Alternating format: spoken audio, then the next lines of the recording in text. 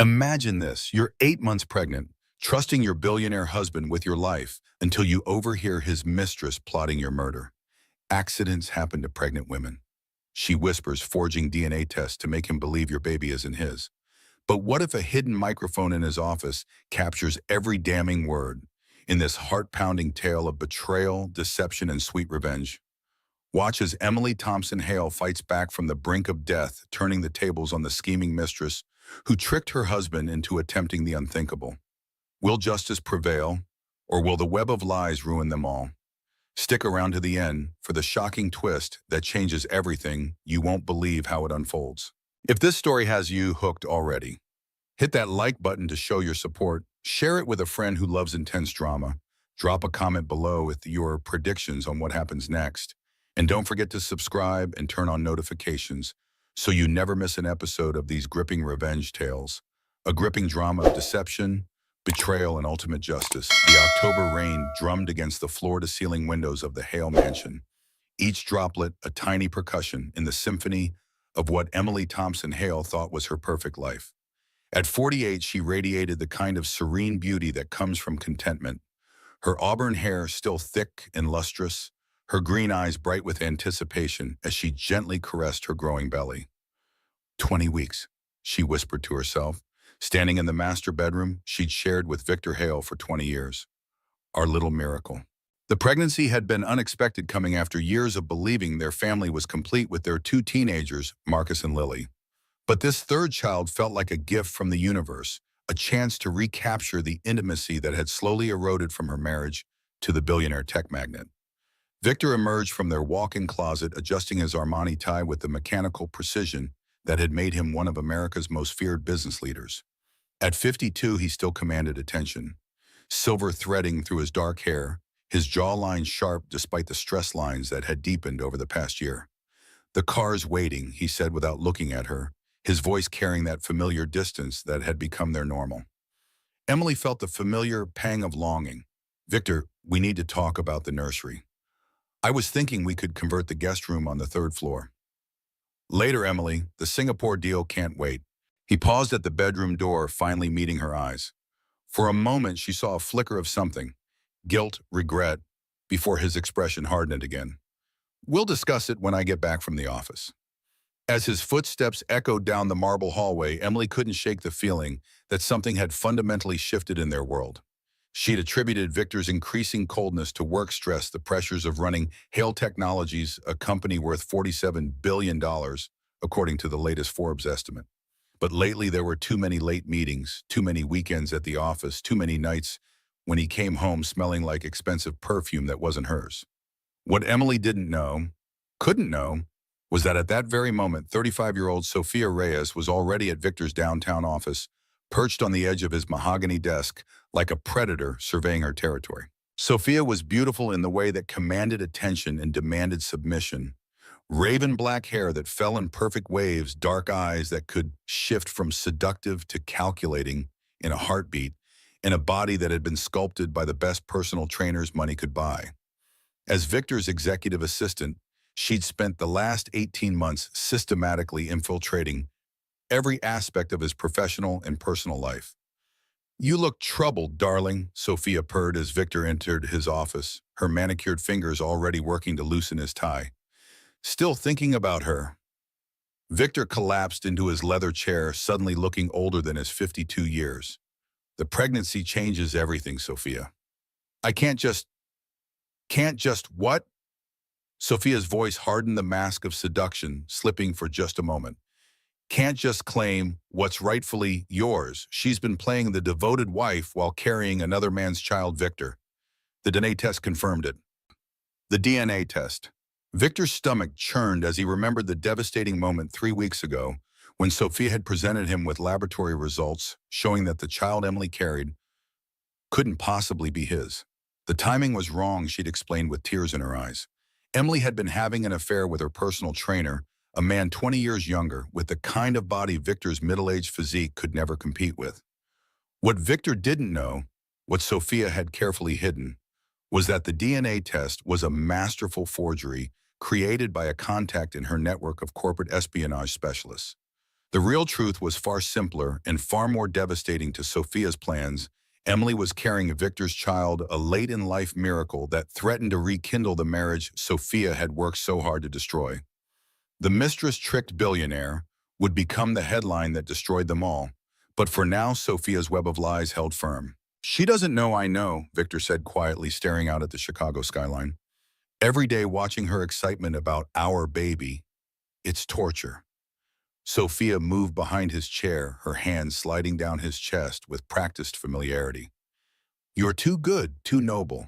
That's why I love you. But Emily doesn't deserve your mercy. She's made a fool of you, damaged your reputation, threatened everything you've built. What are you suggesting? I'm suggesting that accidents happen, Victor, especially to pregnant women, especially to pregnant women carrying illegitimate children who could destroy a man's legacy. The words hung in the air like a death sentence. This was the moment when the mistress truly tricked the billionaire, not through seduction or lies about love, but by appealing to his deepest fears about legacy control and public humiliation.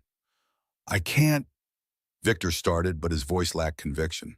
You can't what? Can't protect yourself, can't protect us.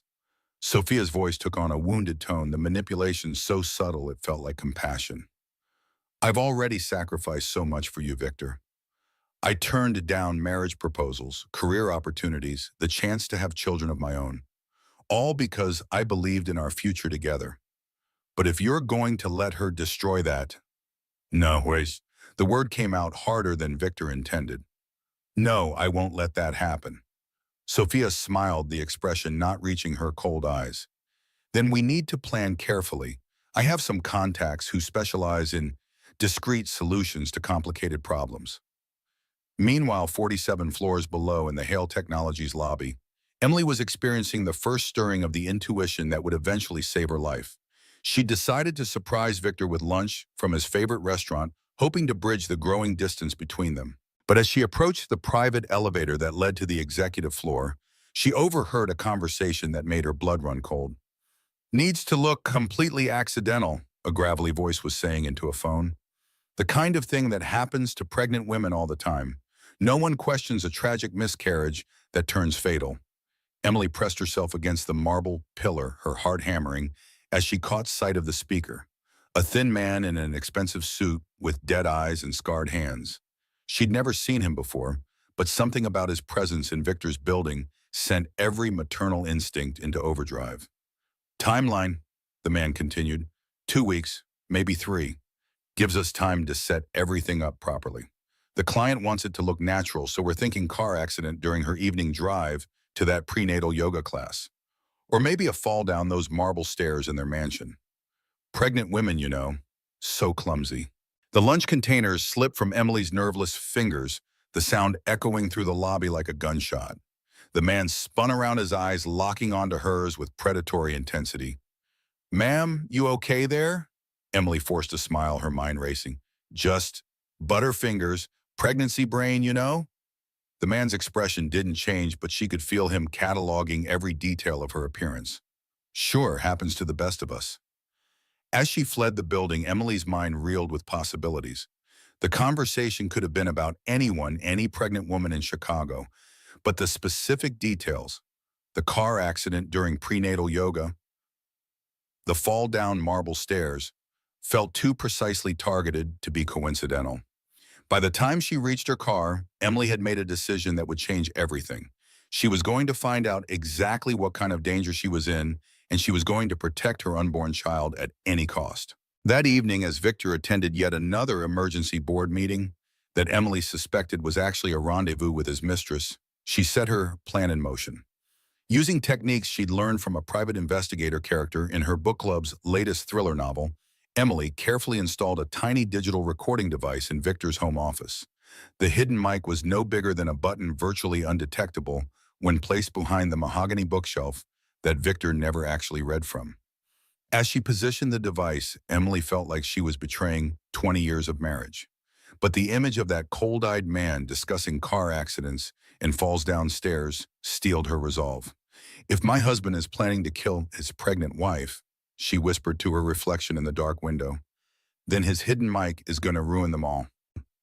The hidden mic began its silent vigil on a Tuesday morning, capturing the rhythm of Victor's daily routine conference calls with investors, heated discussions with legal teams, and increasingly frequent conversations with Sophia that made Emily's stomach turn. It was Thursday evening when the device recorded the conversation that confirmed Emily's worst fears. The timeline has been moved up. Sophia's voice came through crystal clear as Emily listened to the playback on her laptop, her hands trembling so badly she could barely work the controls. Our contact says waiting any longer increases the risk of complications. Complications. Victor's voice sounded strained, reluctant. She's been asking questions, Victor. My sources say she was at your building earlier this week acting strange. If she's getting suspicious, Emily's not suspicious. She's been emotional lately, the pregnancy. Emily paused the recording, fighting back a wave of nausea that had nothing to do with morning sickness. The betrayal cut deeper than any physical pain she'd ever experienced. This was the man who'd held her hand during their first child's birth, who'd promised to love and protect her until death do them part. But it was Sophia's next words that truly revealed the depth of the conspiracy against her. The pregnancy that isn't even yours, Victor. Don't forget that. She's carrying another man's child and trying to pass it off as yours. She's the one who betrayed your marriage vows first. The DNA test. Victor's voice was barely audible. Proved what I've been telling you for months. She's been playing the perfect wife while spreading her legs for her trainer. God knows how many other men she's been with. The pregnancy is just the culmination of years of deception. Emily's hand instinctively moved to her belly, protecting the innocent life growing inside her. The DNA test Sophia referenced was impossible. They'd never taken any genetic material from her or the baby, which meant she forged it. Emily breathed, the realization hitting her like a physical blow. The mistress tricked billionaire husband with fake DNA results. The recording continued, painting an increasingly horrifying picture of the conspiracy against her life. The car will be tampered with tomorrow night, Sophia continued, a subtle brake malfunction during her drive to prenatal yoga. The investigators will find nothing suspicious, just a tragic accident during a winter evening when roads are slick. And if that doesn't work, then we move to plan B. The stairs in your mansion are marble, Victor, very slippery when wet. A fall from that height, especially for a pregnant woman. Stop, Victor's voice cracked. Just stop. I can't listen to this. You don't have to listen, darling. You just have to let it happen. Think about our future, about the empire we'll build together without her dragging you down with her lies and bastard children. Emily saved the recording file, her mind racing through options. She could take this to the police, but would they believe her? The conversation was damning, but Sophia had been careful not to use explicit language. A good lawyer could argue it was taken out of context, that they were discussing a fictional scenario. More importantly, confronting Victor directly would alert them to the existence of the hidden mic. If they discovered her surveillance, she would lose her only advantage. As she sat in the darkness of her bedroom, listening to Victor's footsteps in the hallway, Emily made a decision that would set the next phase of the deadly game in motion. She would attend her prenatal yoga class as scheduled, but she would be ready for whatever sabotage they had planned. The next evening, Emily kissed her teenagers goodbye, with more emotion than usual, her heart breaking at the possibility that this might be the last time she saw them. Marcus, 17 and already showing signs of his father's business acumen, noticed her distress. Mom, you okay? You seem just tired, sweetheart. The baby's been very active today. She forced a smile, memorizing every detail of his face. I love you so much, Marcus. Both of you. Remember that, okay? Lily, 15 and wrapped up in her own teenage drama, barely looked up from her phone. Love you too, Mom. Bring me back one of those protein smoothies from the yoga place. Of course, baby. As Emily drove toward the yoga studio, she was hyper-aware of every sensation. The responsiveness of the brakes, the feel of the steering wheel, any unusual sounds from the engine. 3 blocks from her destination, she felt the first sign that Sophia's plan was already in motion. The brake pedal felt different, softer, requiring more pressure to achieve the same stopping power. By the time she reached the parking lot of the yoga studio, Emily had to pump the brakes 3 times to bring her Mercedes to a complete stop. Her hands shaking, she called tow Pip away from the parking lot, reporting a brake malfunction. As she waited for the tow truck, Emily realized this was just the beginning. The attempt on her life had failed, but they would try again. That night, she made another crucial decision. If she was going to survive this conspiracy, she needed allies. People who could help her gather evidence and protect her children if the worst happened. The first person she called was her sister, Dr. Sarah Chen, a forensic psychiatrist who worked with law enforcement agencies across the country. Sarah had always been the stronger of the two sisters, the one who'd built a career helping victims of domestic violence and psychological manipulation. It's late. Is everything okay? Sarah, I need your help, and I need you to promise me that what I'm about to tell you stays between us until I say otherwise. There was a pause. You're scaring me. What's going on? I think Victor is trying to kill me. The silence stretched for nearly a minute before Sarah spoke again, her voice shifting into the professional tone she used with her most dangerous cases. Tell me everything.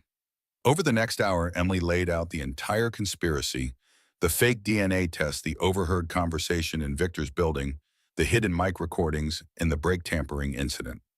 Sarah listened without interruption, occasionally asking for clarification or additional details. The evidence is circumstantial, Sarah said finally, but the pattern is consistent with what I see in domestic violence cases that escalate to attempted murder. The mistress is clearly the primary manipulator here, exploiting Victor's insecurities and fears to turn him against you. But why? What does she gain from my death? Everything. Emily, your death eliminates the threat of a rekindled marriage, clears the way for her to become the next Mrs. Hale, and gives her access to Victor's fortune. Plus, if she's convinced him the baby isn't his, she's also eliminating potential inheritance complications. The mistress tricked billionaire husband into believing I'm unfaithful, and now she's tricked him into trying to kill his pregnant wife. Emily said, the full scope of Sophia's manipulation becoming clear. Exactly. And the hidden mic recordings are going to be crucial evidence when this all comes to court. But Emily, you're in immediate physical danger. We need to think about protecting you and the baby. They spent another hour developing a plan. Emily would continue her normal routine to avoid suspicion, but she would never be alone in potentially dangerous situations. Sarah would begin building a case file documenting every piece of evidence. And most importantly, they would wait for Sophia and Victor to incriminate themselves further before taking action. What neither sister realized was that their phone conversation had been monitored. Sophia's network of corporate espionage specialists included experts in electronic surveillance, and Victor's phone had been compromised for months. Every call he made or received was recorded and analyzed. By morning, Sophia knew about Emily's suspicions about the hidden mic and about the alliance with Sarah Chen. The game had changed, and Sophia was ready to play by more aggressive rules. Emily woke the next morning to what seemed like a completely different husband. Victor brought her breakfast in bed, something he hadn't done in years, complete with her favorite herbal tea and a single red rose. I've been thinking, he said, sitting on the edge of their bed with an expression of contrition she hadn't seen since their early dating days. About us, about the baby, about how distant I've been. Emily's heart leaped with hope, even as her rational mind screamed warnings. Could the man who'd discussed her murder just days ago really be experiencing such a dramatic change of heart? Victor Guercio. Let me finish. He took her hand, his thumb tracing gentle circles across her knuckles. I know I've been cold distracted. The business pressures, the stress of the Singapore expansion. I've been taking it out on you and the kids, and that's not fair. The business has always been demanding, Emily said, carefully watching his face for any sign of deception. Yes, but this time feels different. Maybe it's because we're having another baby, this gift we never expected. Or maybe it's because I'm finally old enough to understand what really matters. Victor's eyes filled with tears that looked completely genuine. I want to be a better husband, Emily, a better father. I want us to be the family we used to be. The conversation continued for nearly an hour, with Victor apologizing for his coldness and promising to make changes. He suggested couples therapy, a second honeymoon after the baby was born, even early retirement, so he could focus on family. What about work? Emily asked, testing the waters. Your assistant seems very involved in your daily decisions. A shadow passed across Victor's face so quickly she almost missed it. Sophia is competent at her job, but she's just an employee. You and our children are my family. There's no comparison. As Victor left for work, Emily felt a dangerous sense of relief washing over her. Maybe she'd been wrong. Maybe the conversation she'd overheard had been about someone else. Maybe the brake failure had been a genuine mechanical problem. But the hidden mic told a different story. That afternoon, as Emily listened to the day's recordings, her brief hope crumbled into devastating reality. The conversation between Victor and Sophia revealed the true nature of his morning performance. She bought it completely. Victor's voice was filled with self-loathing but also grim determination. The loving husband routine. She was practically glowing when I left. Excellent. Sophia's voice carried a note of satisfaction. The more secure she feels, the less likely she is to take precautions. Did you plant the device? In her purse, just like you said, we'll be able to track her movements, monitor her calls. Emily frantically searched through her handbag, finding the tiny GPS tracker hidden in the lining of her wallet. The betrayal cut even deeper than before, not just because Victor was still planning her murder, but because he'd made her leave even for a few hours that their marriage might be salvageable. The brake tampering was too obvious, Sophia continued. She called Officer OIA, immediately had the car towed ready for inspection. If she's smart enough to be suspicious, we need to be smarter about execution. What do you have in mind? Something more personal, more intimate, something that happens in the privacy of your own home where you have complete control over the scene. Emily's blood ran cold as Sophia outlined the new plan. The marble staircase in the Hale mansion was 42 steps from the master bedroom to the main floor. A fall from that height would be fatal for both Emily and the baby, especially if she were to land on the marble floor at an awkward angle. I've done the research, Sophia said with clinical detachment. Household accidents are the leading cause of death for pregnant women after car crashes. The insurance company won't even question it, especially if there's evidence she was suffering from pregnancy-related balance issues. Evidence? Easy enough to create. A few complaints to her doctor about dizziness, maybe some prescriptions for inner ear problems. I can handle the medical records, and you just need to mention her clumsiness to friends and family in casual conversation. The hidden mic revealed the meticulous planning that went into what was designed to look like a tragic accident. Sophia had researched everything from the biomechanics of falling downstairs to the typical response times of emergency services in their neighborhood. When Victor asked, his voice barely audible, "Tomorrow night, the kids are staying at friends' houses, so you'll be alone with one. You invite her for a romantic evening, maybe some wine to lower her inhibitions. She's pregnant, she can't drink wine. Sparkling cider then. The point is to create a relaxed atmosphere. Then as she's heading upstairs to get ready for bed, you create a distraction. A sudden noise, maybe your phone ringing with an emergency call. As she turns to look, she loses her footing. And I'm downstairs when it happens, taking the call. The perfect alibi." Exactly. You tried to save her, but it was too late. The grieving widower devastated by the loss of his beloved wife and unborn child. Emily had heard enough. She saved the recording and immediately called Sarah, but her sister's phone went straight to voicemail. Fighting panic, she tried 3 more times before remembering that Sarah was presenting at a forensic psychology conference in Denver and had mentioned that she'd be in sessions all day. As evening approached and Victor returned home with an expensive bottle of sparkling cider and her favorite Thai takeout, Emily realized she was completely on her own. She could flee the house, but that would alert Victor and Sophia to her knowledge of their plan. They would simply wait for another opportunity, and next time she might not have advance warning. Instead, Emily decided to turn their plan against them. If they wanted to stage her death as an accident on the stairs, she would make sure their conversation was recorded in the act. The hidden mic in Victor's office wouldn't capture audio from the stairway, so she would need another solution. Using her phone's voice recording app, Emily started a new file and slipped the device into the pocket of her robe. The audio quality wouldn't be perfect, but it would be enough to capture Victor's words and actions during the attempted murder.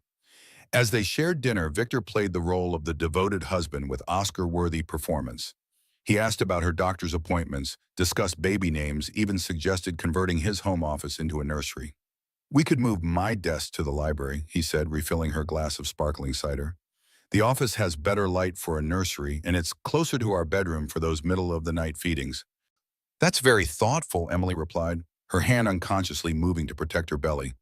But wouldn't that interfere with your work? Work can wait. Family comes first. The irony was almost unbearable. As Victor spoke about putting family first, Emily could see Sophia's influence in every calculated gesture, every false emotion. The mistress had indeed tricked the billionaire, but not in the way Victor imagined. She had tricked him into betraying everything he claimed to value most.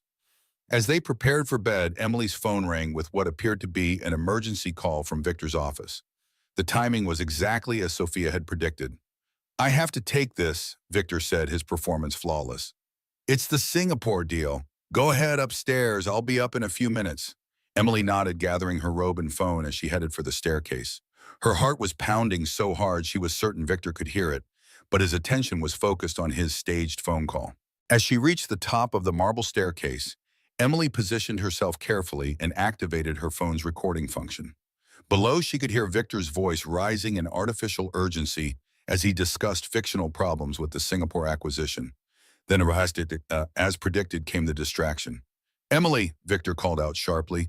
"Emily, I need you to come down here. There's been a problem with the baby's trust fund." It was exactly as Sophia had scripted. A sudden emergency designed to make Emily turn quickly and lose her footing on the marble stairs.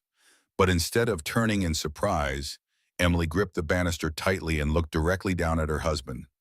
"What kind of problem?" she called back, her voice steady despite her terror. She could see Victor's confusion from her unexpected calm response. According to the plan, she should have already fallen, should already be lying broken at the bottom of the stairs. "It's complicated," Victor called back, moving closer to the base of the staircase. "Legal issues with the inheritance structure. I need you to look at some documents." "I'll be right down," Emily replied. But instead of descending, she moved away from the stairs, entirely walking along the upstairs hallway toward the back staircase that led to the kitchen. She could hear Victor's growing frustration as his plan went awry. The staged phone call had ended, but she hadn't fallen. Worse, from his perspective, she was no longer where he could see her. "Emily, where are you going?" "Just getting my reading glasses from the bedroom," she called back, buying herself time to think.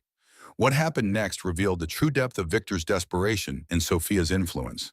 Instead of waiting for another opportunity, Victor began climbing the main staircase, his footsteps heavy and deliberate on the marble steps. Emily's phone continued recording as Victor's voice grew closer, his false concern replaced by something much darker.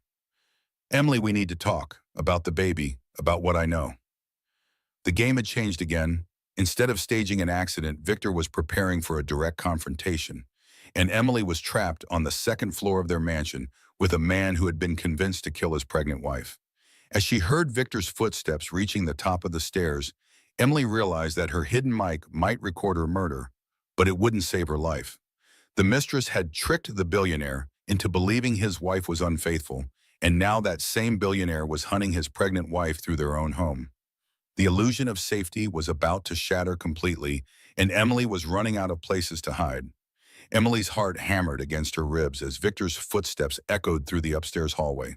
She could hear him opening doors, searching room by room, with the methodical patience of a predator who knew his prey had nowhere to run. "Emily," his voice carried a tone she'd never heard before, cold, calculating, stripped of 20 years of shared affection.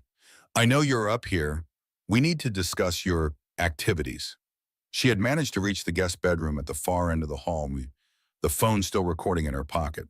Through the partially open door, she could see Victor's shadow moving across the hallway walls as he approached. "I know about Marcus Thompson," Victor called out, using a name Emily had never heard before. "Your personal trainer, the father of that bastard you're carrying." The accusation hit Emily like a physical blow. Marcus Thompson, the name was close enough to their son's first name to feel like a calculated insult. She wanted to scream the truth to tell Victor that she had never been unfaithful, that the child she carried was his miracle baby conceived during one of their rare, intimate moments 3 months ago. But revealing herself would only accelerate whatever violence Victor had planned. "The DNA test doesn't lie, Emily. Sophia showed me everything. The hotel receipts, the photographs, the genetic evidence. 20 years of marriage, and you've been playing me for a fool." Emily closed her eyes, understanding with devastating clarity how completely Sophia had manipulated the situation. The mistress hadn't just tricked the billionaire husband into believing in an affair. She had created an entire fictional narrative, complete with fabricated evidence designed to destroy Victor's ability to think rationally. I gave you everything. Victor continued, his voice now directly outside the guest room door. A home, a family, financial security that most people can only dream of. And you repaid that by spreading your legs for some muscle-bound pretty boy half my age.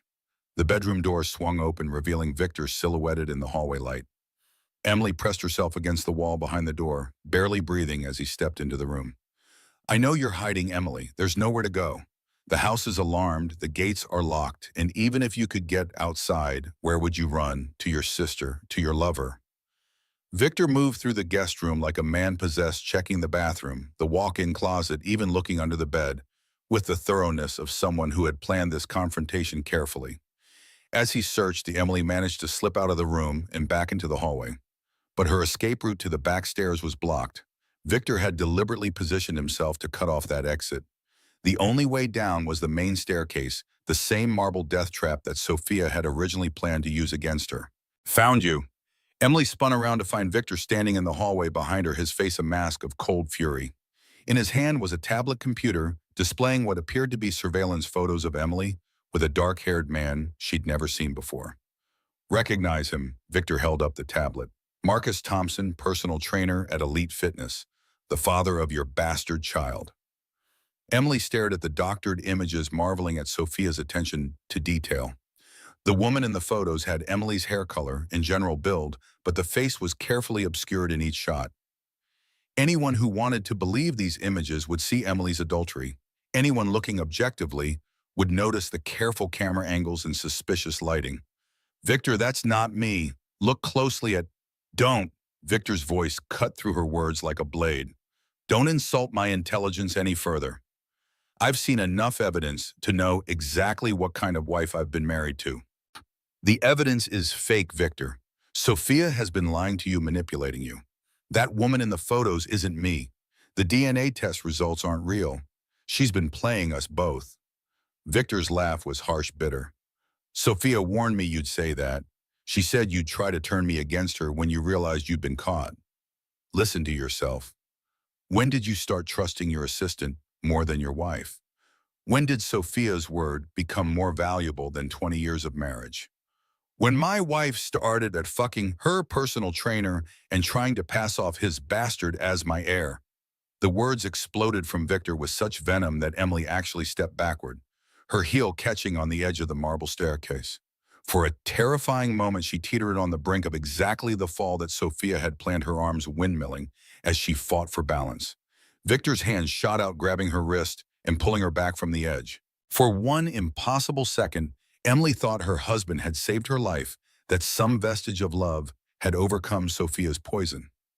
Then she saw his expression and understood the truth. Victor hadn't saved her. He had prevented her from dying the wrong way, at the wrong time, without the proper setup to ensure his innocence. Not yet, he said quietly. First, you're going to tell me where you've hidden the money. What money? The account in the Cayman Islands. The $2.3 million you've been siphoning from our joint assets over the past 18 months. Emily stared at her husband in complete bewilderment. Victor, I don't know what you're talking about. I don't have any hidden accounts. I don't even know how to set up offshore banking. Sophia found the transfers, Emily. Electronic trails linking back to your personal laptop using passwords only you would know. Did you really think you could steal from me and I wouldn't notice? The scope of Sophia's manipulation was breathtaking. Not only had the mistress convinced Victor that Emily was unfaithful and carrying another man's child, but she had also created evidence of financial fraud. Emily was being framed not just as an adulteress, but as a thief who had been systematically looting her husband's fortune. She's setting me up, Emily said desperately. Can't you see that Sophia has access to all your financial systems, all your personal information? She could easily create fake transfers and make them appear to come from my computer. Why would she do that? Because she wants you. She wants your money, your power, your life. And the only way she can have those things permanently is if I'm gone. Victor's grip on her wrist tightened until Emily gasped in pain. You're pathetic, you know that. Even caught red-handed, you're still trying to blame someone else for your own choices. Victor, please, just think about this logically. When did Sophia first show you evidence of my supposed affair? When did these financial irregularities first come to light? I'm willing to bet it was right around the time I told you I was pregnant. Something flickered in Victor's eyes. Doubt, perhaps, or the beginning of rational thought breaking through the web of lies. But the moment passed quickly, crushed under the weight of Sophia's careful psychological conditioning. You're good, Victor said with grudging admiration. I'll give you that. But you're not good enough to talk your way out of this. He began pushing Emily toward the staircase, his intention clear. The original plan might have failed, but the end result would be the same. A pregnant woman's fatal fall down marble stairs with a grieving husband as the only witness. Victor, wait, Emily's voice cracked with desperation. The baby, even if you believe everything else, the baby is innocent. The baby isn't mine. Yes, it is. I can prove it. We can do a real DNA test, one that you control from start to finish. We already did a DNA test. We did a test that Sophia provided. Let me choose the laboratory. Let me be present for the entire process. If the child isn't yours, I'll give you a divorce and disappear forever. But if the baby is yours, if the baby is mine, what you expect me to forget about the affair, the theft, the lies. Emily was running out of time and options. Victor was backing her steadily toward the staircase, and once she reached the edge, there would be no escape. Her phone was still recording in her pocket, but that evidence would only matter if she survived to use it. The phone calls, she said suddenly, grasping at straws. Check Sophia's phone records. Look at her financial accounts. If she's been manipulating you, there will be traces. I've already checked her background thoroughly. Sophia is exactly who she claims to be. When did you check her background? Victor's hesitation was answer enough. He had never investigated Sophia independently. He had simply accepted her credentials, her story, her evidence at face value because she told him what he feared most to hear. The hidden mic, Emily whispered the words, slipping out before she could stop them. What? Emily realized her mistake immediately, but it was too late. Victor's eyes narrowed as he processed her words. Hidden mice, what hidden mic? The recording device, Emily's one advantage, her evidence of the conspiracy against her life, was about to become the instrument of her destruction. If Victor discovered the surveillance equipment, he would know that Emily had been recording his private conversations. The legal implications alone would be devastating, but more immediately it would prove to Victor that his wife had been spying on him. I don't know what I'm saying. The stress, the pregnancy hormones. No. Victor's voice was deadly calm. Mom. You said hidden mic like you knew exactly what you were talking about. Where is it, Emily? The game was over. Emily could see it in Victor's eyes. Any lingering doubt about Sophia's accusations had been replaced by the cold certainty that his wife was indeed his enemy. The mistress had tricked the billionaire so completely that he was now ready to kill his pregnant wife with his own hands. And Emily was trapped at the top of a marble staircase with nowhere left to run. The confrontation on the staircase stretched into what felt like hours, but was probably only minutes. Victor's grip on Emily's wrist was iron tight as he demanded to know about the hidden surveillance equipment, his voice growing more dangerous with each denial. I'll find it myself if I have to tear this house apart, Victor growled. But it'll be easier for both of us if you just tell me where you planted your little spy devices. Emily's mind raced through options, none of them good. If she revealed the location of the hidden mic in Victor's office, she would lose her only evidence of the conspiracy. But if she continued to deny its existence, Victor's escalating rage would likely push him to immediate violence. It's in your office, she said finally, the words feeling like a death sentence. Behind the bookshelf. Victor's expression shifted from anger to something approaching admiration. You've been recording my private conversations. Only for the past week, only because I suspected. Suspected what? That you were having an affair. It was a half-truth, but one that might explain her surveillance without revealing her knowledge of the murder plot.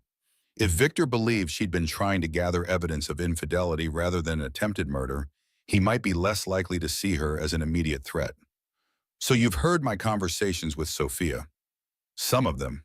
Then you know that she's been trying to protect me from the truth about you. The affair, the theft, the bastard child you're carrying. Emily wanted to scream with frustration. Even confronted with evidence of his assistant's manipulation, Victor continued to see Sophia as his protector rather than his destroyer. The psychological conditioning was too complete, too carefully constructed to be shattered by mere facts. You've heard the evidence of your own crimes, Victor continued, and instead of confessing, instead of showing some shred of remorse, you're trying to blame the one person who's been honest with me. Victor, please, just listen to yourself. You're talking about killing your wife and unborn child because your assistant convinced you I've been unfaithful. Doesn't that sound insane to you? What sounds insane is a cheating wife trying to gaslight her husband even as the evidence of her betrayal mounts. The psychological manipulation was so complete that Emily realized rational argument was impossible. Sophia hadn't just convinced Victor that his wife was unfaithful. She had fundamentally rewired his perception of reality. Every protest Emily made, every piece of evidence she offered was interpreted through the lens of Sophia's lies. It was then that Emily made the decision that would lead to her first crushing defeat. Instead of continuing to argue, instead of trying to escape, she decided to appeal to the man she had married 20 years ago.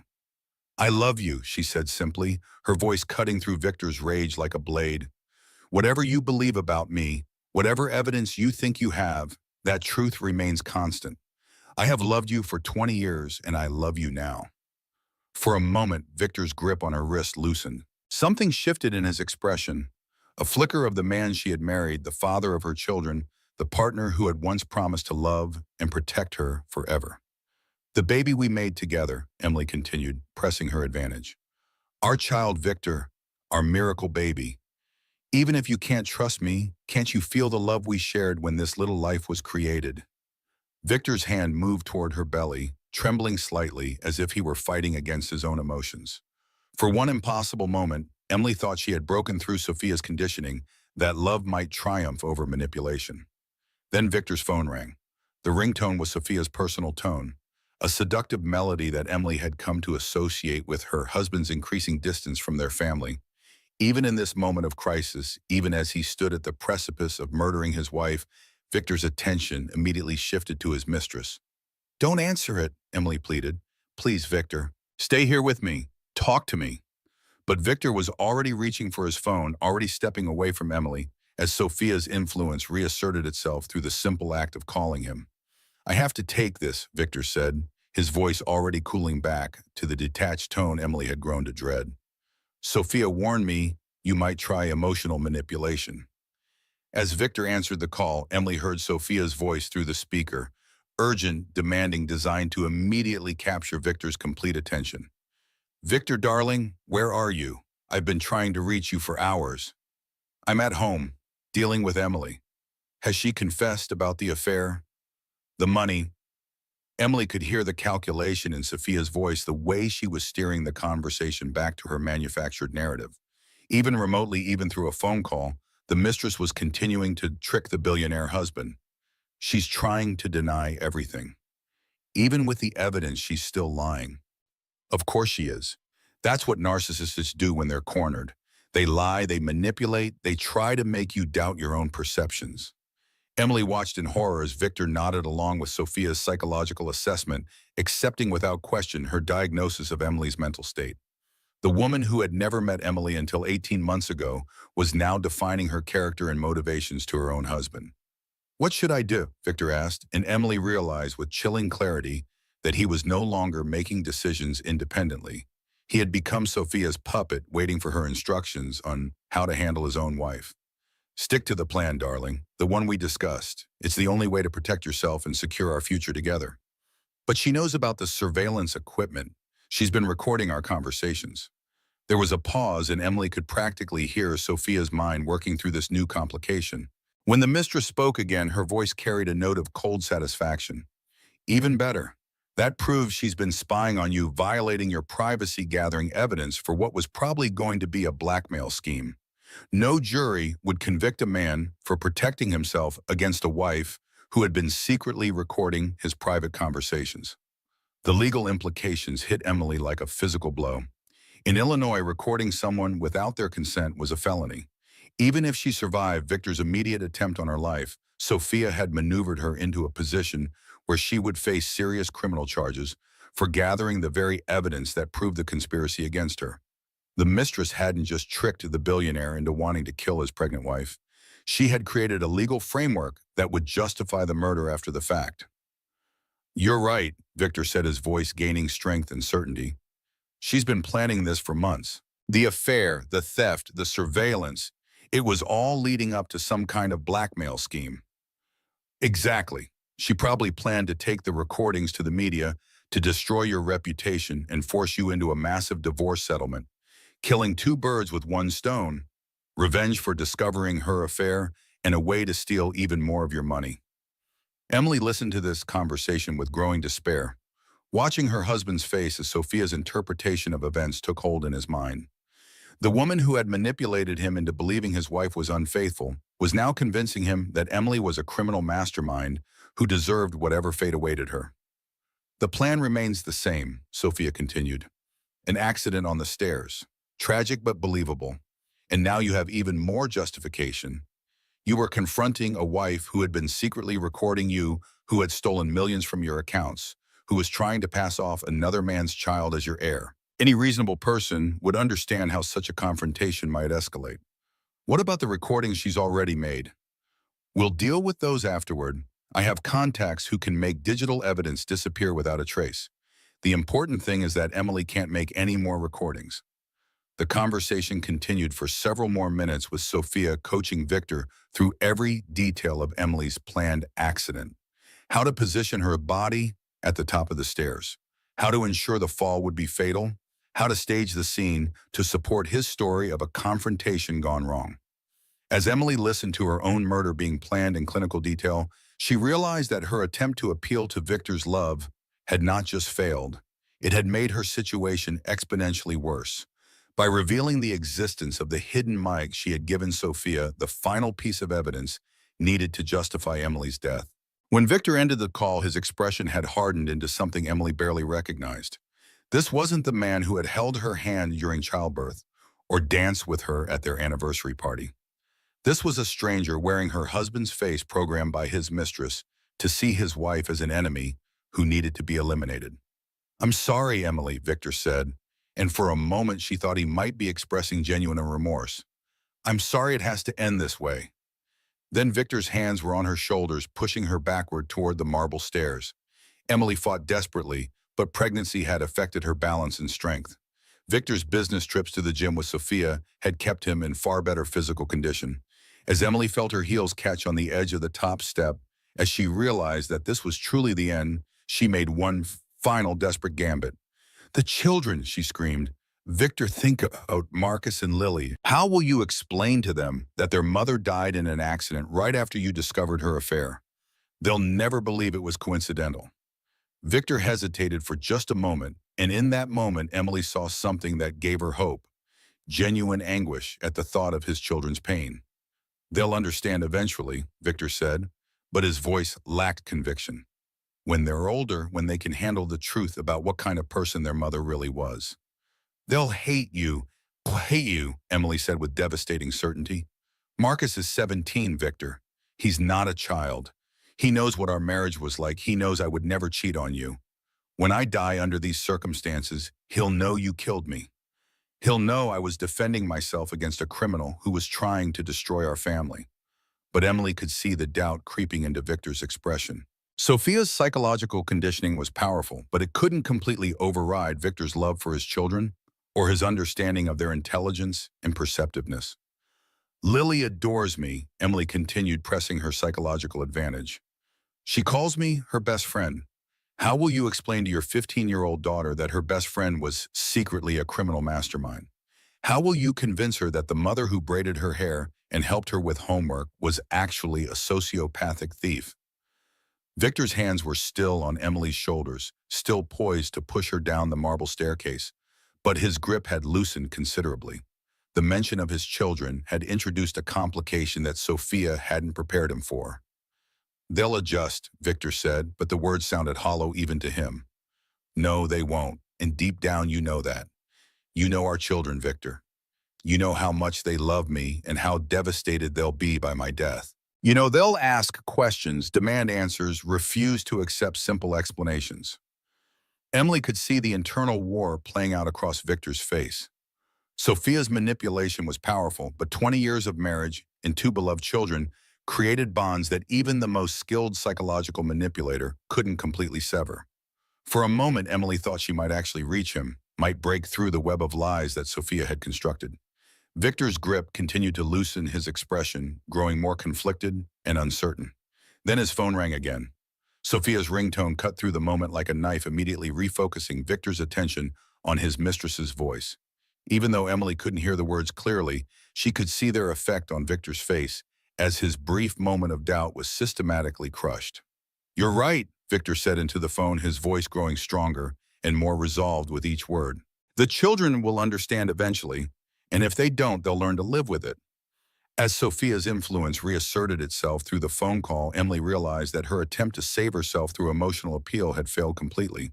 The mistress had anticipated this exact scenario, had prepared Victor for his wife's desperate attempts to manipulate him through their children's love. The brief flicker of hope died as Victor ended the call and turned back to Emily with renewed determination. His hands moved back to her shoulders, his grip firm and purposeful. "I'm sorry, Houston," Victor said again, but this time the words carried the finality of a death sentence. "But this is the only way." As Victor prepared to push her down the stairs, as Emily realized that her first real attempt to save herself had not only failed, but had actually sealed her fate, she experienced what would later be remembered as her first crushing defeat. The hidden mic that was supposed to ruin them had instead ruined her, and the love she thought could overcome any manipulation had proven powerless against Sophia's psychological control. Emily Thompson Hale, pregnant and desperate, was about to discover that sometimes love wasn't enough to save a marriage that had been systematically poisoned by a mistress who had tricked a billionaire into becoming a murderer. The push came with surprising gentleness, not the violent shove Emily had expected, but a firm, steady pressure that sent her backward into empty air with almost clinical precision. For a split second, she experienced the surreal sensation of floating, her mind processing the impossibility of what was happening even as gravity began its inexorable pull. Then the marble steps rose up to meet her, and Emily's world exploded into pain. The first impact came at the small of her back, a crushing blow that drove the air from her lungs and sent lightning bolts of agony racing up her spine. She bounced and tumbled, each subsequent impact adding new layers of pain as she fell down the 42 marble steps that Sophia had calculated would be fatal for both Emily and her unborn child. Her left arm snapped with a sound like a gunshot as she tried to break her fall. Her head struck marble with a sickening crack that filled her vision with stars and darkness. But it was the pain in her abdomen that terrified her most, the cramping, twisting agony that signaled potential disaster for the baby she carried. When Emily finally came to rest at the bottom of the staircase, her body twisted at an unnatural angle on the cold marble floor, she was dimly aware of Victor's voice calling 911. His performance was Oscar-worthy. The panicked husband discovering his wife's terrible accident, begging the emergency operator to send help immediately. "Please, you have to hurry." Victor's voice carried genuine anguish, though Emily now understood it was grief for his own circumstances rather than concern for her welfare. "She's pregnant. There's so much blood. I think she's dying." Emily wanted to speak to tell the 911 operator that this was no accident, that her husband had deliberately pushed her down the stairs. But when she tried to form words, only a weak moan emerged. Her left arm was clearly broken. Her head felt like it might split open, and the cramping in her abdomen was getting worse by the minute. As consciousness faded in and out, Emily became aware of sirens in the distance growing closer. Victor's hand touched her forehead with surprising tenderness, a final act in his performance as the devoted husband. "Hold on, Emily," he whispered, his voice carrying just the right note of desperate hope. "Help is coming. You're going to be okay." But Emily could see the truth in Victor's eyes as he leaned over her. He wasn't hoping for her recovery. He was calculating whether she would die before the paramedics arrived, whether his plan had succeeded completely, or whether he would need to find another way to finish what he'd started. The paramedics arrived within minutes, but to Emily's failing consciousness, it felt like hours. She was dimly aware of being strapped to a backboard of needles and monitors and urgent medical conversations she couldn't quite follow. Possible spinal injury, someone was saying. Definite fracture of the left ulna. Head trauma pupils responsive but sluggish. And she's pregnant, approximately 20 weeks. Blood pressure's dropping. We need to move fast. Emily felt herself being lifted, carried loaded into an ambulance. Through the haze of pain and medication, she was vaguely aware of Victor climbing in beside her, playing the role of the terrified husband to perfection. Is she going to be okay? Victor asked the paramedic, his voice breaking with what sounded like genuine emotion. The baby. We're doing everything we can, sir. Can you tell me what happened? Victor's response was a masterpiece of calculated honesty. I was downstairs taking a business call when I heard the noise. By the time I got to the stairs, she was already at the bottom. She's been having some balance issues with the pregnancy, dizzy spells, that sort of thing. Her doctor said it was normal, but Emily wanted to scream the truth to tell the paramedic that Victor was lying, that this had been attempted murder. But the combination of pain shock and whatever medication they'd given her made coherent speech impossible. At Chicago General Hospital, Emily was rushed into emergency surgery. The medical team worked frantically to stabilize her condition and assess the damage to both her and her unborn child. Victor played his part perfectly in the waiting room, accepting condolences from the medical staff and making carefully scripted phone calls to family and friends. There's been an accident, Emily heard him saying to someone. Probably her sister Sarah, though his voice seemed to be coming from very far away. Emily fell down the stairs. She's in surgery now. Yes, the baby? We don't know yet. Dr. Patricia Williams, the trauma surgeon who led Emily's medical team, emerged from surgery 6 hours later with news that was both devastating and miraculous. Emily had survived the fall, but barely. Her left arm was shattered, requiring multiple pins and plates to reconstruct. She had a severe concussion that might affect her memory and cognitive function. 3 ribs were broken and her spleen was damaged, but the baby had survived. It's nothing short of miraculous, Dr. Williams told Victor as Emily drifted in and out of consciousness in the ICU. The positioning of the fetus, the angle of impact, everything had to align perfectly for both mother and child to survive a fall like that. Emily saw the flash of disappointment that crossed Victor's face before he quickly replaced it with relief. The plan had failed. Both Emily and the baby were alive, which meant Victor would have to find another way to eliminate the threats to his future with Sophia. Will there be any permanent damage? Victor asked, his concerns seeming genuine to the medical staff, but carrying entirely different implications for Emily. Too early to say definitively. The head trauma could affect her memory. She might not remember the accident or the events leading us up to it. The arm will heal, but may never regain full strength, and will need to monitor the pregnancy very carefully. Falls like this often trigger premature labor or other complications. Memory loss. Emily clung to that phrase as Victor leaned over her hospital bed, his expression unreadable. If the doctors believed she might not remember the accident, Victor would certainly use that to his advantage. Emily, sweetheart, Victor said softly, his voice carrying tender concern for the benefit of the nursing staff. How are you feeling? Emily tried to speak to tell him she remembered everything, but her voice came out as barely a whisper. I remember. Don't try to talk yet, Victor said quickly, cutting her off. The doctors say you might have some memory issues from the head trauma. Just rest. Focus on getting better. The implication was clear. If Emily tried to tell anyone what really happened, Victor would claim her accusations were the result of brain damage. He was already laying the groundwork to discredit her testimony, to frame her memories of attempted murder as trauma-induced delusions. Over the next several days, as Emily drifted in and out of consciousness, she became aware of the carefully orchestrated campaign to reshape the narrative of her accident. Victor spoke to doctors, nurses, and visitors with the perfect combination of concern and subtle revelation. She's been under so much stress lately, he would say to Dr. Williams. The pregnancy was unexpected, and I think it triggered some anxiety issues. She'd been having dizzy spells, balance problems.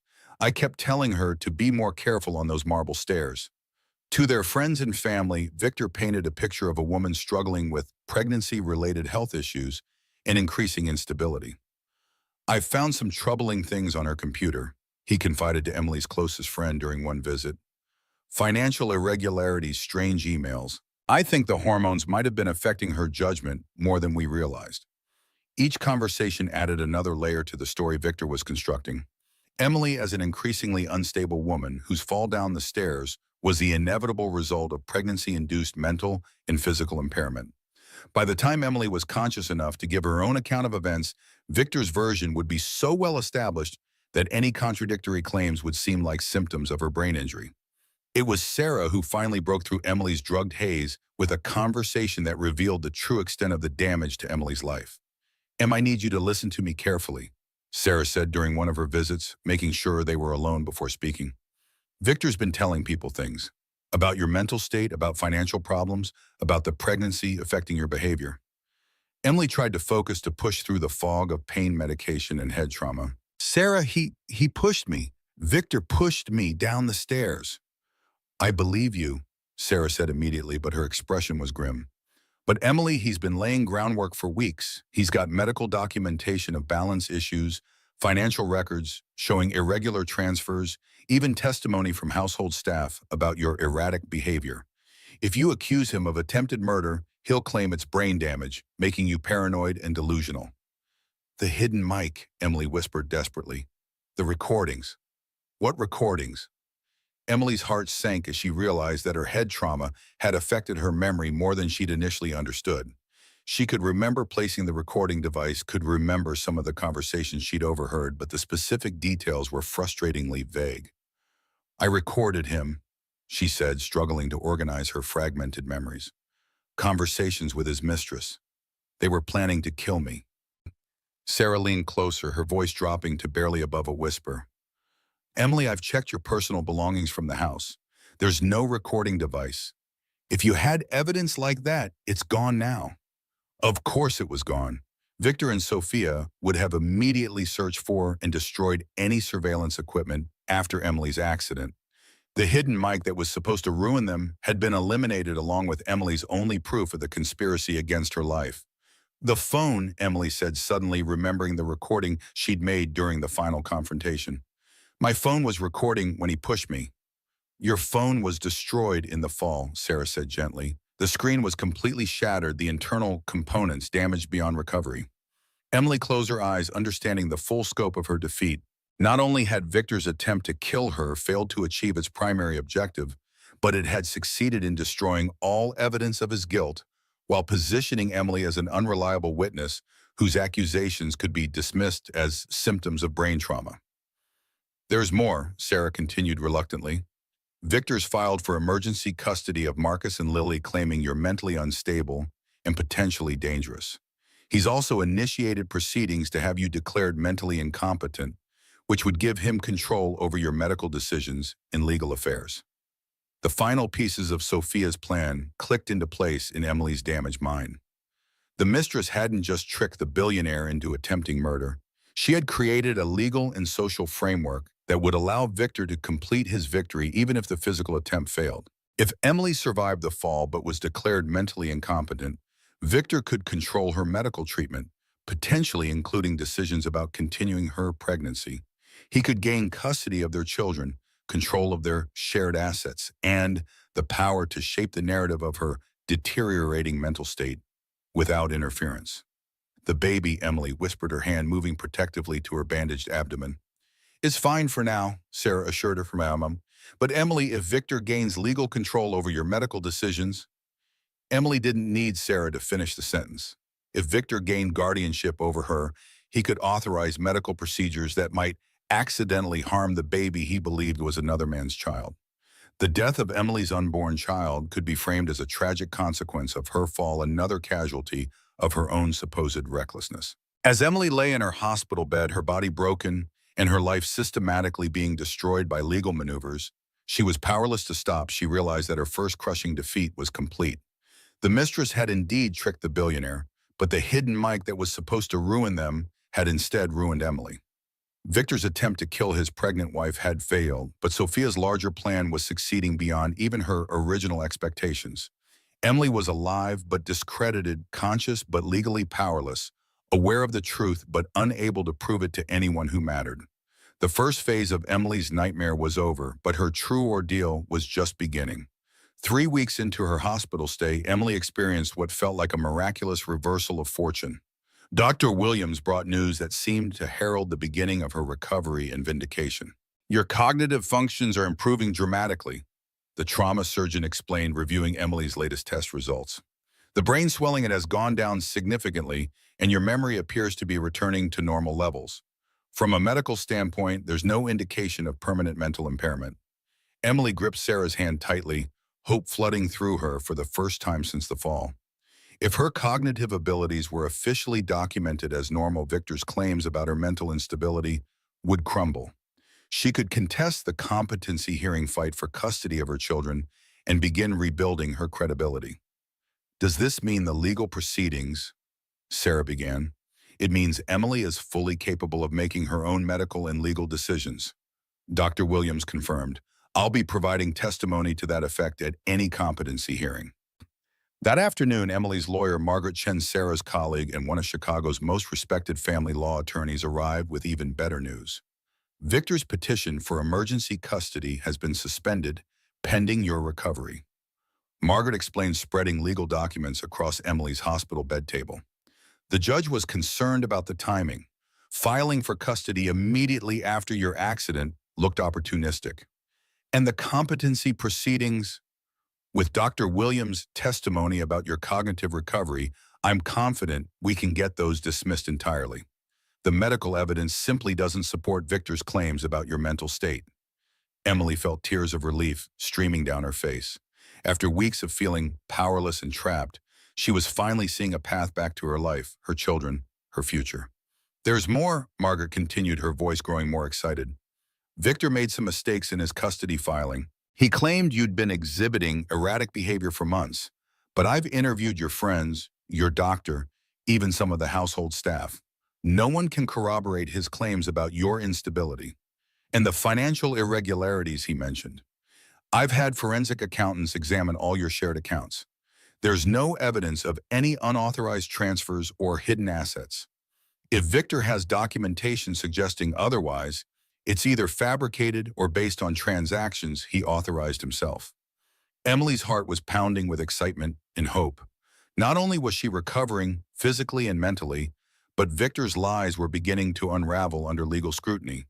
The web of deception that Sophia had so carefully constructed was showing cracks that might ultimately expose the entire conspiracy. What about the children? Emily asked, her voice thick with emotion. When can I see Marcus and Lily? I'm working on that, Margaret replied. With the custody proceedings suspended and your mental competency established, there's no legal reason to prevent visitation. I should have an answer within a few days. That evening, Sarah brought even more encouraging news. I've been doing some investigating into Sophia Reyes, she said, pulling out a thick folder of documents, and I found some very interesting inconsistencies in her background. Emily struggled to sit up straighter in her hospital bed, ignoring the protest from her broken ribs. What kind of inconsistencies? Her employment history, for starters. She claims to have worked for 3 major corporations before joining Hale Technologies, but I can't find any record of her employment at 2 of them.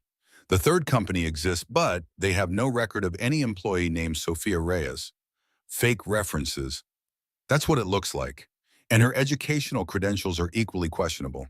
The MBA she claims to have from Northwestern. The registrar's office has no record of a Sophia Reyes ever attending the university. Emily felt a surge of vindication. If Sophia had lied about her qualifications to get her job at Hale Technologies, it would raise serious questions about her credibility and motives.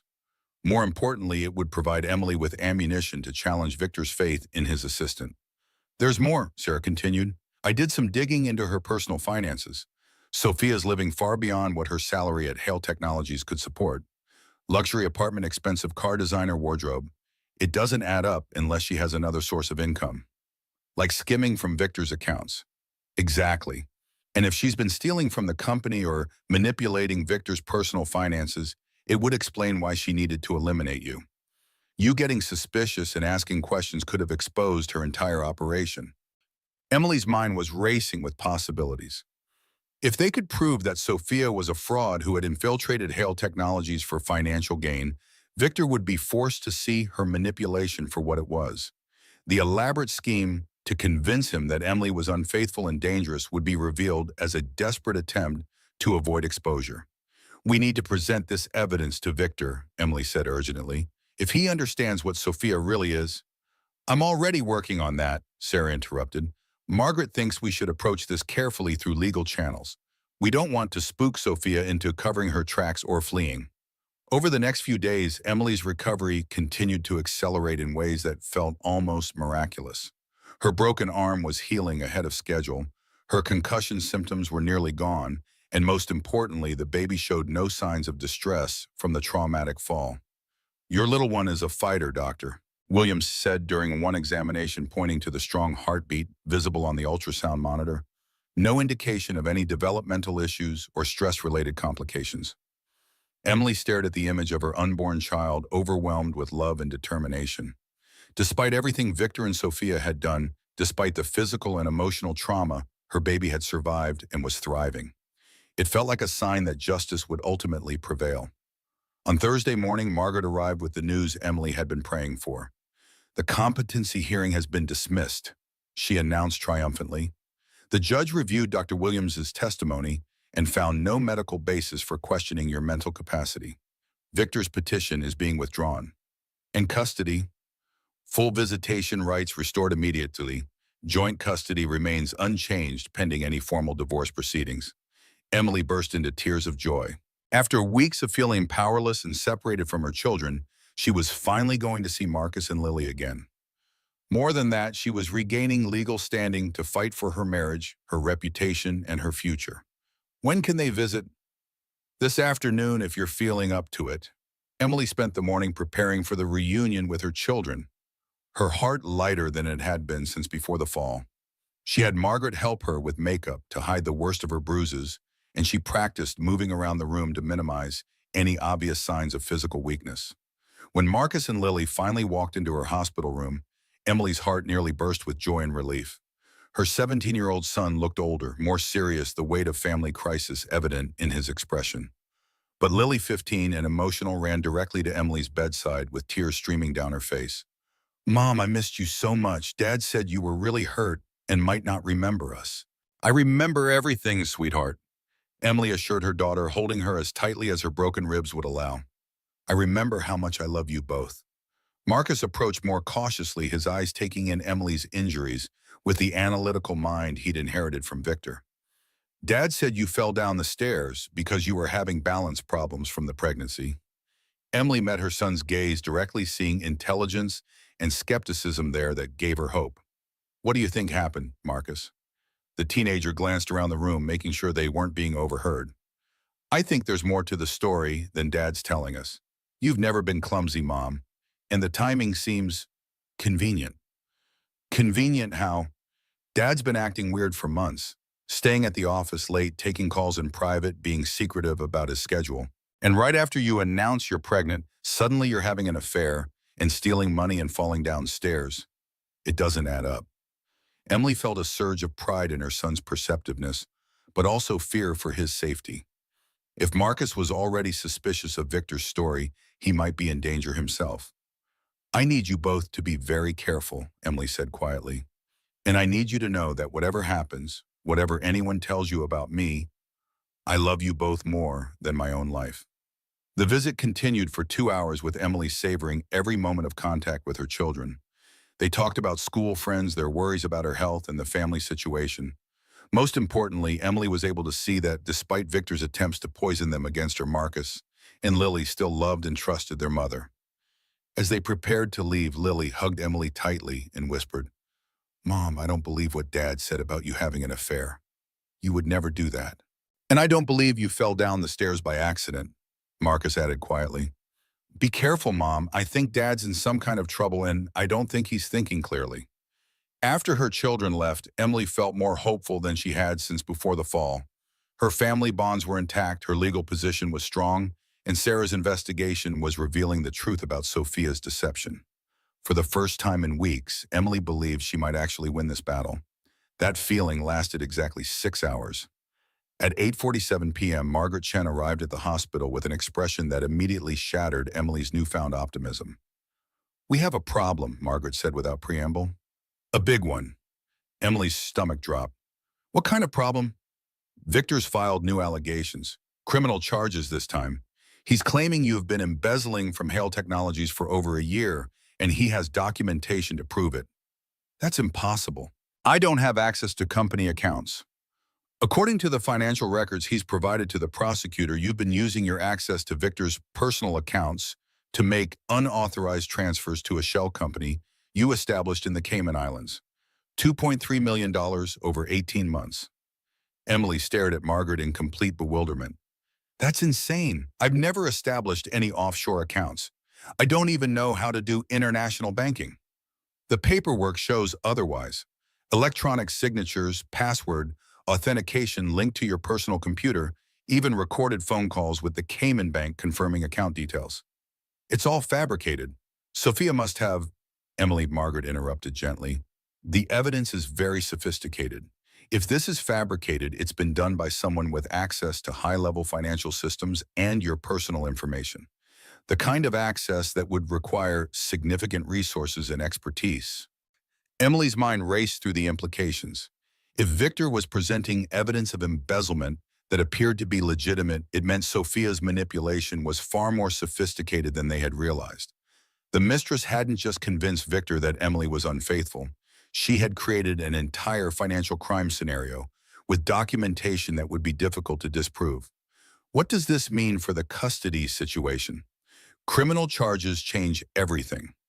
If you're indicted for embezzlement, Victor can argue that you're not only mentally unstable, but also a criminal who poses a danger to the children's welfare and financial security.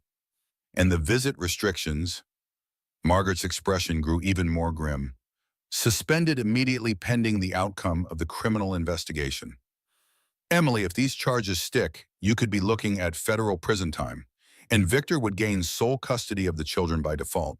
As the magnitude of this new crisis hit her, Emily realized that her brief moment of hope had been carefully orchestrated. Sophia had allowed Emily to experience the illusion of victory, the dismissed competency hearing the restored visitation rights, the growing evidence of inconsistencies in her background, only to crush that hope with an even more devastating attack. The mistress hadn't just tricked the billionaire husband into believing his wife was unfaithful. She had systematically constructed multiple layers of evidence to ensure that Emily could be destroyed from any angle. If the mental incompetency angle failed, there was the criminal embezzlement angle. If the adultery accusations were questioned, there were financial crimes to fall back on. "This isn't random," Emily said, her voice hollow with realization. "This is all planned. Sophia's been building this case against me for months, maybe years. She's created backup plans for her backup plans." "That's what I'm afraid of," Margaret agreed. "And Emily, if she's sophisticated enough to fabricate this level of financial evidence, she's probably sophisticated enough to stay ahead of our investigation into her background." As Emily lay in her hospital bed that night, staring at the ceiling and listening to the sounds of the medical equipment that had become the soundtrack to her nightmare, she understood that her second crushing defeat was complete. The brief illusion of safety and legal victory had been shattered by an even more comprehensive attack on her credibility and freedom. The hidden mic that was supposed to ruin them had been eliminated. Her accusations of attempted murder were dismissed as brain damage symptoms, and now she faced federal criminal charges that could destroy her life even if she survived Sophia's ongoing attempts to kill her. The mistress had indeed tricked the billionaire, but Emily was beginning to understand that Victor was just one victim in a much larger and more sophisticated criminal enterprise. Sophia wasn't just a manipulative mistress seeking to steal a wealthy husband. She was a professional con artist who had turned destroying Emily Thompson Hale into her masterpiece. And Emily was running out of ways to fight back. Emily's world began to truly collapse on a Tuesday morning when Margaret Chen arrived at the hospital with 3 separate legal documents that would reshape the battlefield entirely.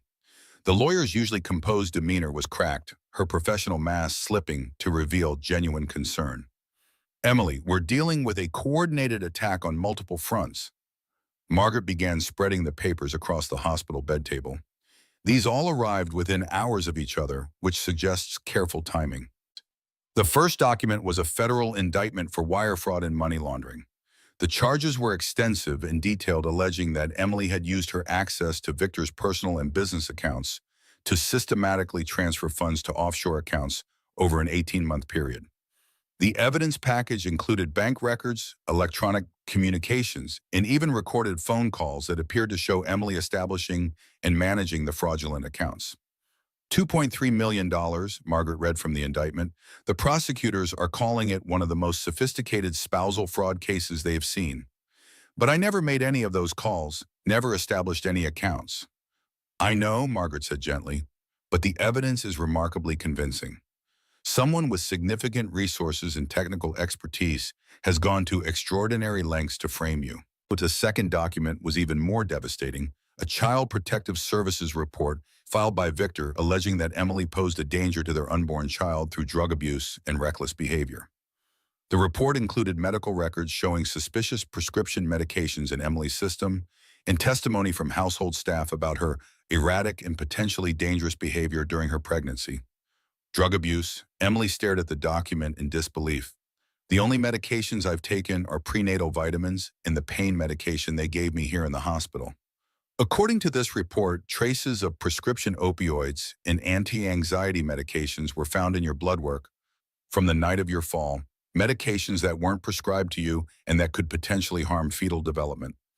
Emily's mind raced through the implications. Someone had drugged her prior to her fall down the stairs, not just to make her more vulnerable to Victor's attack, but to create evidence of substance abuse that could be used against her later. Sophia, Emily whispered. She had access to Victor's prescription medications. She could have slipped something into my food or drink. The timing supports that theory, Margaret agreed, but proving it will be difficult, especially since the blood work was taken after your fall, when you were already receiving legitimate pain medication in the hospital. The third document was perhaps the most personally devastating, a psychiatric evaluation report commissioned by Victor and filed with the family court. The report, signed in by Dr. Richard Castellanos, a psychiatrist Emily had never met, painted a picture of a woman suffering from severe postpartum psychosis, paranoid delusions, and increasing detachment from reality.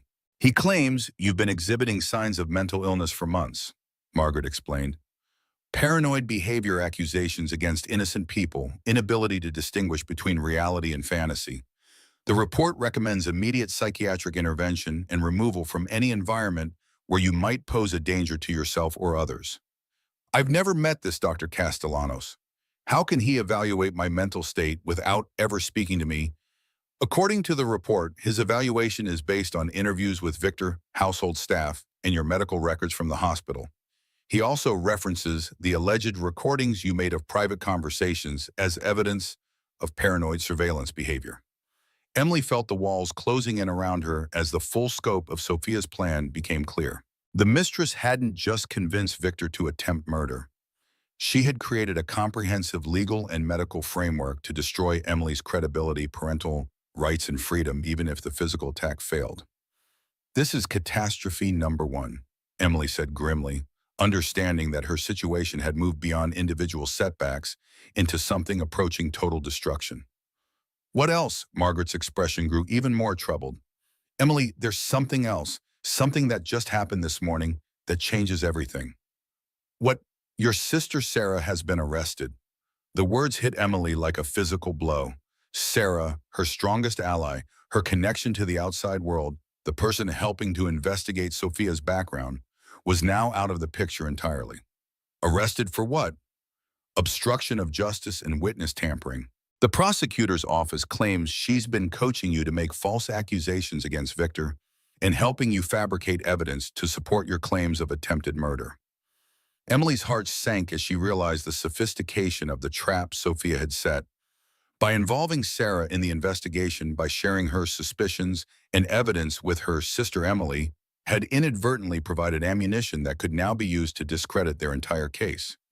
The phone calls between you and Sarah have been subpoenaed, Margaret continued. Any discussions about Victor's behavior, about Sophia's background, about your theories regarding the fall down the stairs, all of it can now be presented as evidence of a conspiracy to frame an innocent man. But Sarah was trying to help me uncover the truth. which the prosecution will characterize as helping you construct an elaborate lie to avoid responsibility for your own criminal behavior. Catastrophe number 2 was complete. Emily's primary ally had been neutralized, their investigation had been criminalized, and their efforts to expose Sophia's deception had been reframed as evidence of Emily's guilt. Margaret gathered the legal documents with hands that Emily noticed were trembling slightly. Emily, I need to be honest with you. This level of coordinated legal attack suggests we're dealing with someone who has significant resources and expertise. This isn't just a mistress trying to steal a husband. This is someone with the knowledge and connections to manipulate multiple legal systems simultaneously. What are you saying? I'm saying that whoever is behind this has access to law enforcement connections, medical professionals willing to file false reports, and financial experts capable of creating sophisticated fraud scenarios. The level of coordination required to execute this attack suggests professional criminal organization. Emily felt a chill that had nothing to do with the hospital air conditioning. If Sophia was part of a larger criminal enterprise, then Emily wasn't just fighting for her marriage and family. She was up against people who had made careers out of destroying lives for profit. Before Emily could fully process this revelation, her room phone rang. The caller ID showed her home number, which meant either Victor or one of the children was calling. Emily answered with trembling fingers. Mom, Lily's voice was thick with tears and panic. Mom, something terrible has happened. Lily, sweetheart, what's wrong? It's Marcus. He's been in an accident. Emily's blood turned to ice. What kind of accident? A car crash. He was driving home from school and his car went off the road. Mom, he's in surgery. Dad says it might be really bad. The phone nearly slipped from Emily's nerveless fingers as catastrophe number 3 announced itself with devastating clarity. First Sarah's arrest, now Marcus's accident. Both of Emily's strongest allies had been neutralized within hours of each other. Which hospital? Emily demanded, already trying to swing her legs out of bed despite her injuries. Chicago General. But Mom, Dad says you can't come because of the legal stuff, because of the charges against you. He says the lawyers won't let you visit Marcus. Emily's world tilted on its axis as she realized the full horror of her situation. Her 17-year-old son, the boy who had questioned Victor's story, who had seen through the lies being told about his mother, was fighting for his life, and Emily was legally prohibited from being at his bedside. Lily, I need you to listen to me carefully, Emily said, fighting to keep her voice steady despite the panic clawing at her chest. I need you to stay with Marcus. Don't leave him alone with the doctors. Ask questions about his treatment. And Lily? Yes, Mom. Be very careful around your father and around Sophia. I know this sounds crazy, but I don't think Marcus's accident was really an accident. There was a long pause before Lily responded, her voice small and frightened. Mom, I was thinking the same thing. Marcus told me yesterday that he was going to ask some questions about your fall. He said he didn't believe Dad's story and he was going to do some investigating on his own. Emily's heart broke as she understood the implications. Marcus had posed a threat to Sophia's narrative, just as Sarah had posed a threat through her investigation. Both had been eliminated as potential allies within hours of each other, using methods that appeared accidental or legally justified. Lily, you have to be very careful. Don't ask questions. Don't investigate anything. Don't give anyone any reason to think you're suspicious of your father's story. But Marcus will get the best medical care possible and hopefully he'll be fine. But right now, you're the only family member who's still free and able to help. I need you to be smart and careful. After ending the call with Lily, Emily sat in her hospital bed trying to process the magnitude of the disaster that had befallen her in the space of a single morning. 3 consecutive catastrophes, each one eliminating another pillar of support in her fight for survival. The federal charges would likely result in her arrest and imprisonment, making it impossible for her to investigate Sophia's background or gather evidence of the conspiracy against her. Sarah's arrest had criminalized their investigation and removed Emily's most capable ally. And Marcus's accident had eliminated the family member most likely to question Victor's narrative, while also providing an emotional weapon that could be used to torture Emily with her inability to help her injured son. Margaret Chen closed her briefcase with a decisive snap that sounded like a coffin lid closing. Emily, I have to ask you to consider something that might be very difficult to hear. What? A plea bargain. The prosecutors have indicated they might be willing to negotiate if you're prepared to admit guilt on the financial charges and undergo psychiatric treatment for the alleged mental health issues. You want me to confess to crimes I didn't commit.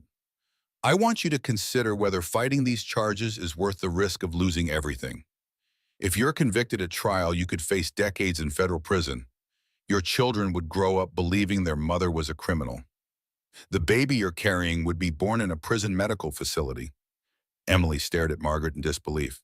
And if I take a plea bargain, probably 3 to 5 years with possibility of supervised release if you complete psychiatric treatment, you'd have some chance of being part of your children's lives, some hope of rebuilding after serving your sentence. But I'd be admitting guilt for crimes I didn't commit. I'd be validating Sophia's lies and giving up any chance of exposing the truth. Emily, sometimes the truth isn't enough. Sometimes the system fails and innocent people have to make impossible choices to survive. As Emily contemplated the choice between fighting for her innocence and accepting defeat to minimize her losses, she realized that her third crushing blow was complete. The mistress hadn't just tricked the billionaire husband. She had manipulated an entire system of legal and social institutions to create a prison of circumstances from which Emily might never escape.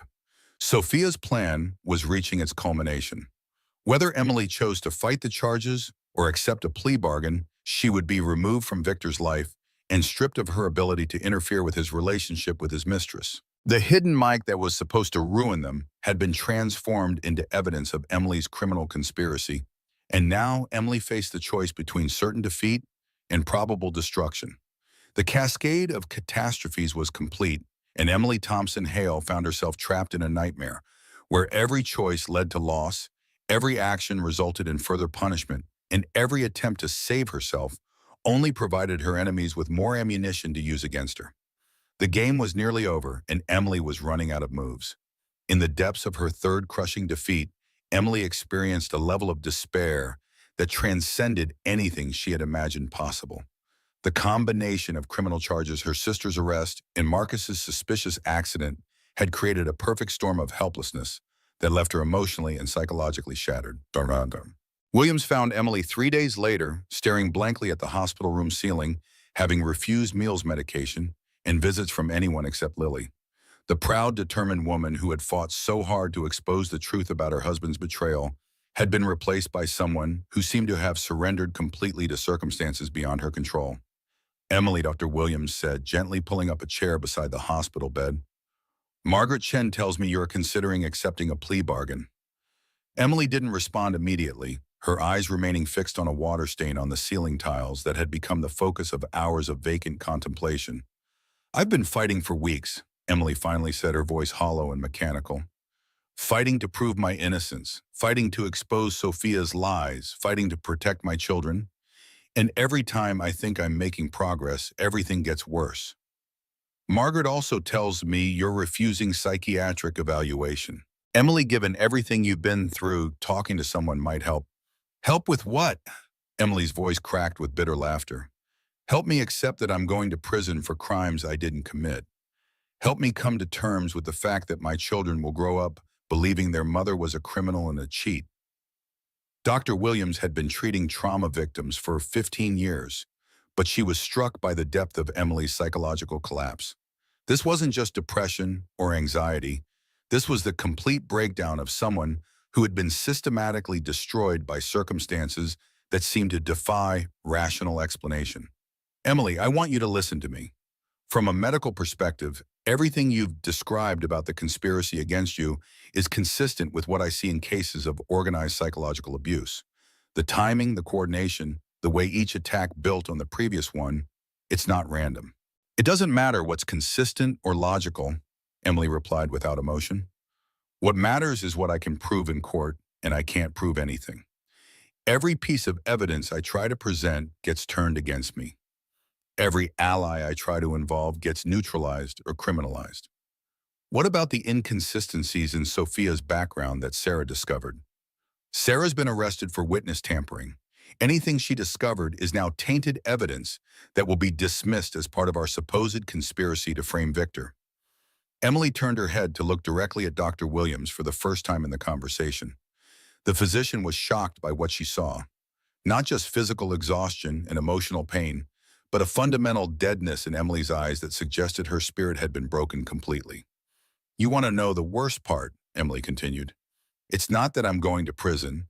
It's not even that Victor and Sophia are going to get away with everything they've done. It's that my children are going to grow up believing that their mother was exactly what she's been accused of being. Lily doesn't believe the accusations. From what you've told me, she's been completely supportive. Lily's 15. She loves me now. But what about when she's 20, 30, when she has children of her own and starts looking back at this time in her life with adult eyes? How long will her faith in my innocence last when everyone else, the courts, the media, or even her own father, is telling her that her mother was a criminal who tried to destroy their family?" Dr. Williams had no answer for that question because she understood that Emily's fear was entirely rational. Public narratives, especially those supported by legal convictions, had a way of becoming accepted truth over time, regardless of what actually happened. "And Marcus," Emily continued, her voice breaking, "my son is lying in a hospital bed 3 floors below me, fighting for his life after an accident that happened right after he started asking questions about my fall. Even if he recovers completely, even if there's no permanent damage, he'll always know that investigating his mother's situation nearly got him killed." "You think his accident was deliberate?" "I think Marcus was 17 years old and had been driving for over a year without incident. I think his accident happened on a straight stretch of road in broad daylight with no other vehicles involved. I think the timing, occurring within hours of Sarah's arrest and my federal indictment, is too convenient to be coincidental." Emily's analysis was delivered with the flat, emotionless tone of someone who had been forced to accept an unbearable reality. "But even if I'm right, even if someone sabotaged Marcus's car or caused his accident deliberately, I can't prove it. And any attempt to investigate will be dismissed as more paranoid delusions from a mentally unstable criminal." Dr. Williams made notes in Emily's chart documenting not just her physical recovery, but the psychological devastation that was becoming increasingly apparent. "Emily, I want to ask you about the baby. How are you feeling about the pregnancy?" For the first time in the conversation, Emily's expression showed genuine emotion, a mixture of love, protection, and devastating sadness. "I love this child more than my own life." Emily said, her hand moving unconsciously to her belly. "But I'm terrified about what kind of world I'm bringing him or her into." "Him or her? I don't know the gender. I wanted it to be a surprise." Emily's laugh was hollow and bitter. "I thought Victor and I would find out together, that it would be one of those magical moments that brought us closer together as we prepared for this unexpected gift." "You still have time for magical moments." "Do I? If I accept the plea bargain, I'll probably give birth in a prison medical facility. My baby's first moments of life will be in a room with armed guards and shackled medical equipment. If I fight the charges and lose at trial, the sentence could be even longer." Emily's voice grew stronger, fueled by protective maternal instinct. "And if by some miracle I'm acquitted of all charges, I'll still be a woman whose reputation has been destroyed, whose marriage has been shattered, whose older children have been traumatized by seeing their family torn apart. What kind of life can I offer this baby?" Dr. Williams had no easy answers because Emily's assessment of her situation was ruthlessly realistic. Even the best-case scenarios involved years of legal battles, damaged relationships, and financial devastation. "What does Victor want?" Dr. Williams asked. Regarding the pregnancy, Emily's expression hardened into something approaching hatred, the first strong emotion she'd shown in days. "Victor wants me to have an abortion. He said that directly. Margaret told me that Victor's legal team has indicated he would view termination of the pregnancy as evidence of Emily's desire to make amends for the chaos she's caused. Apparently, eliminating the child he believes is another man's bastard would demonstrate my commitment to repairing our marriage." The clinical language Emily used to describe Victor's position revealed the depth of her psychological detachment from the man she had once loved. "He's offering to consider a reconciliation if I admit guilt for the financial crimes, undergo psychiatric treatment, and terminate this pregnancy. In exchange, he might allow me to maintain limited contact with Marcus and Lily after I serve my prison sentence." "And your response?" My response is that I would rather die than kill my innocent child to appease the man who tried to murder us both. The fierce protectiveness in Emily's voice was the first sign of her old fighting spirit that Dr. Williams had seen during their conversation. This baby is the only completely innocent party in this entire nightmare, Emily continued. Victor believes the child isn't his, but that's because he's been lied to by a woman who's manipulated every aspect of his reality. Sophia has convinced him that killing his own child would be an act of justice rather than an act of evil. Have you considered trying to prove paternity? With what credibility? I'm a woman facing federal fraud charges who's been declared mentally unstable by a court-appointed psychiatrist I've never met.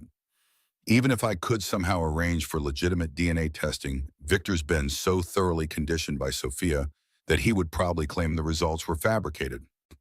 Emily turned back to staring at the ceiling, her brief burst of maternal protectiveness fading back into resigned despair. The baby deserves better than this, she said quietly. Better than being born to a mother in prison, better than growing up believing his or her father tried to kill them before they were even born, better than being raised by people who see their very existence as evidence of their mother's betrayal. Dr. Williams recognized the dangerous direction of Emily's thoughts and leaned forward in her chair. Emily, are you having thoughts of harming yourself or the baby? I'm having thoughts about what would be best for everyone involved, Emily replied with chilling calm. Sometimes the most loving thing a mother can do is spare her child from a life of suffering and rejection.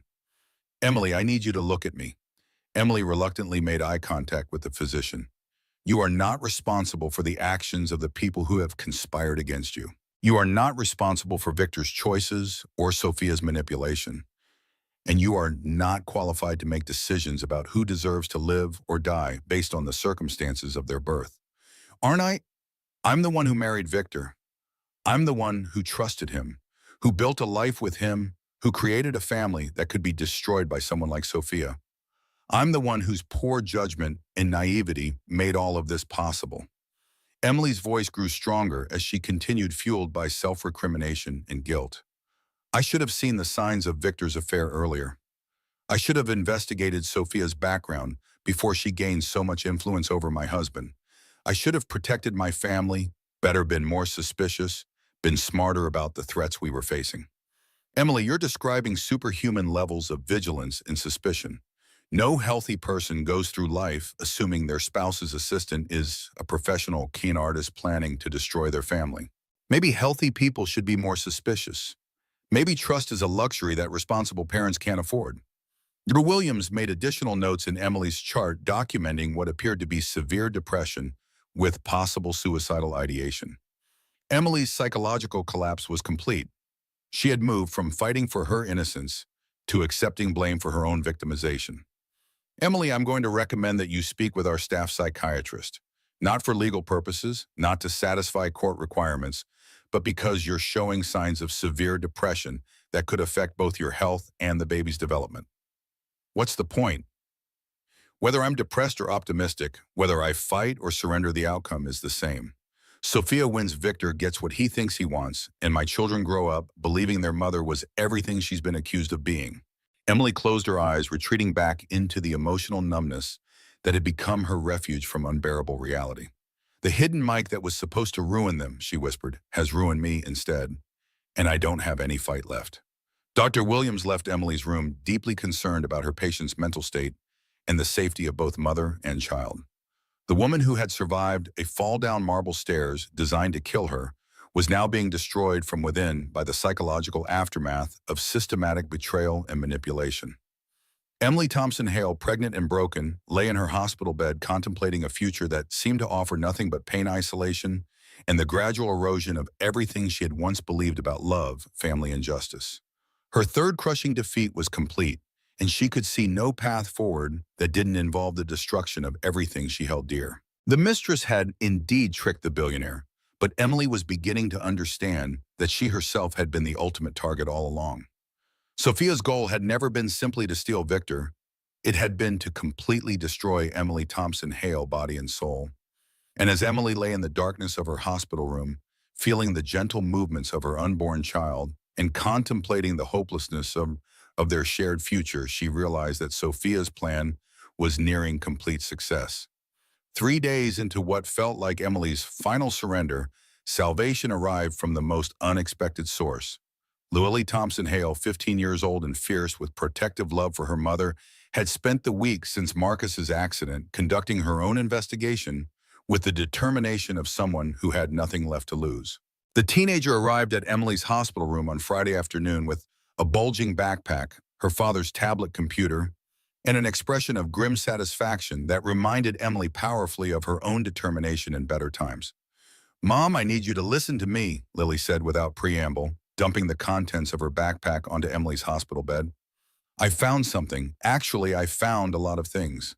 Emily looked at her daughter with a mixture of love and concern. "Lily, sweetheart, I told you to be careful. If your father finds out Dad's been too busy with Sophia to pay attention to what I'm doing," Lily interrupted. "And Marcus is awake. He's going to be okay, Mom. No permanent damage, just some broken bones and a concussion." Emily felt tears of relief streaming down her face. "Thank God. I've been so worried." Marcus remembered something about his accident, Lily continued urgently. Right before his car went off the road, he saw another vehicle in his rearview mirror, a black SUV that had been following him from school. When he tried to speed up to lose it, his brakes failed. Did he tell the police? He tried to, but they said he was confused from the head trauma. Dad convinced them that Marcus was just trying to avoid taking responsibility for reckless driving. Emily's heart sank as she realized that even Marcus's testimony about his own attempted murder would be dismissed as brain injury symptoms, exactly the same way her accusations about Victor's attack had been discredited. "But Mom, I believed him. And I started thinking about everything that's happened, and I realized that someone who could fake DNA tests and financial records could probably sabotage a car too." Lily pulled out her father's tablet and opened a file folder labeled Sophia, Personal. "I've been using Dad's computer while he's at the office. I know his passwords, and I've been going through his files, his emails, everything. And Mom, I found out who Sophia really is." Emily sat up straighter in her hospital bed, feeling the first stirring of hope she'd experienced in days. "What did you find?" "Her real name is Sophia Kozlov, and she's wanted by the FBI for running financial fraud schemes across multiple states. She specializes in targeting wealthy older men, seducing them, manipulating them into turning against their families, and then stealing their assets." Lily showed Emily a series of FBI wanted posters and case files that had been saved in Victor's personal folders. "Dad knows, Mom. He's known for weeks that Sophia is a federal fugitive, but instead of turning her in, he's been helping her frame you." Emily stared at the documents, her mind struggling to process this revelation. "Victor knows she's a criminal. Not just a criminal,